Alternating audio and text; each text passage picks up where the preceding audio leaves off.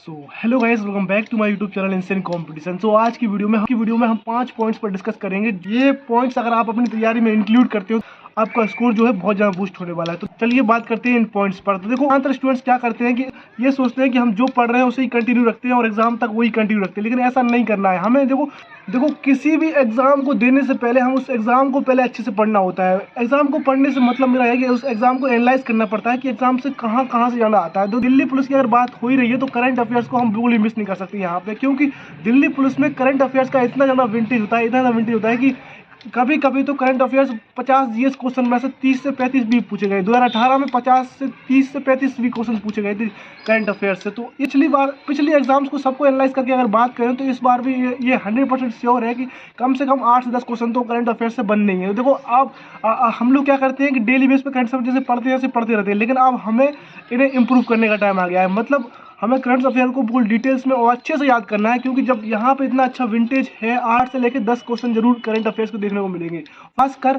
Last 3-4 month के अच्छे से रट डालो।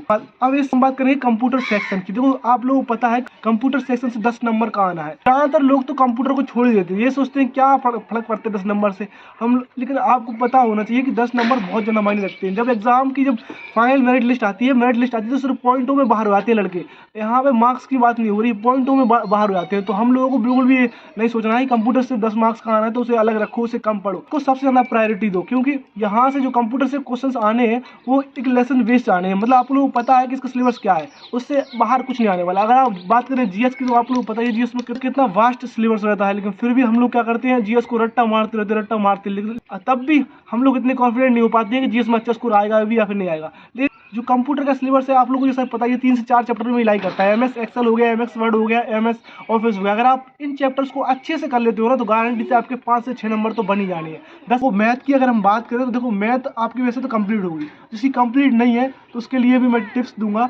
और ऐसी रीजनिंग की है, आप लोग क्या करो, मैथ रीजनिंग को आप सिलेबस लेसन वाइज पढ़ रहे थे, जहाँ से भी क्वेश्चन रखा था पढ़ रहे थे, कंप्लीट तो हो गया होगा अभी तक आपका। अगर नहीं हुआ है तो उसे कंप्लीट करो। पहले कंप्लीट करने के बाद आप लोग को देखो, आप टाइम बहुत कम है, 15 दिन है, तो 15 दिन में हमें क्या करना है, कहाँ से मॉक टेस्ट देने हैं और मॉक टेस्ट को अच्छे से एनालाइज करो और चैप्टर वाइज और टॉपिक वाइज ध्यान रखो कि मतलब कौन सा टॉपिक हमारा वीक हो रहा है। अगर आप लोग मॉक टेस्ट दे रहे हो और आप लोग देख रहे हो कि मैथ में जो है आपके इस लेसन से क्वेश्चन आ रहे हैं तो आपके बहुत ज़्यादा फंस रहे हैं, तो आप क्या करो, उस दिन उस पर्टिकुलर चैप्टर को रगड़ डालो, मतलब उसके 100 से 200 क्वेश्चन लगा डालो।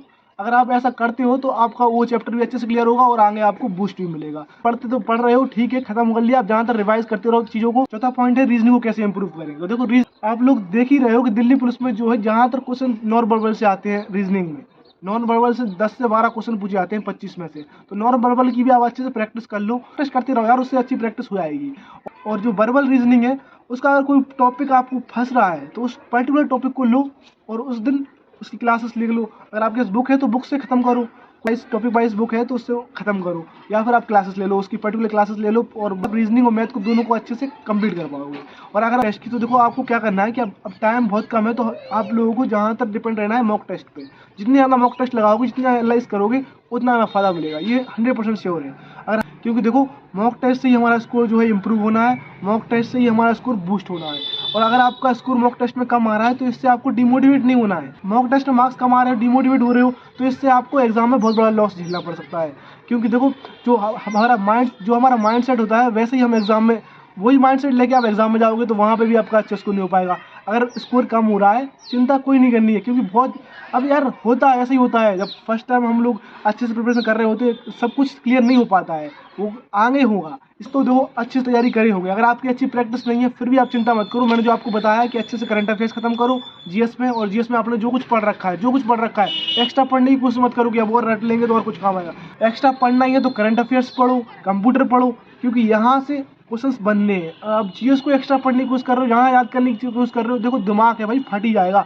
दिमाग की जो कैपेसिटी है उससे बाहर तो याद रह नहीं सकता। और आप लोगों को पता होगा जो चीज़ हम नई याद करते हैं तो पुरानी चीज़ भूल जाते हैं, इसीलिए हमें नई चीज़ अभी ज़्यादा इंक्लूड नहीं करनी, दिमाग को यहाँ जोर नहीं देना है। जो पुरानी चीज़ें हैं जो हमें याद है उसको ही कंटिन्यू रिवाइज करते रहना है। All the best. आज की वीडियो में इतना ही, यही देंगे नेक्स्ट वीडियो के साथ। जब तक के लिए जय हिंद, जय भारत।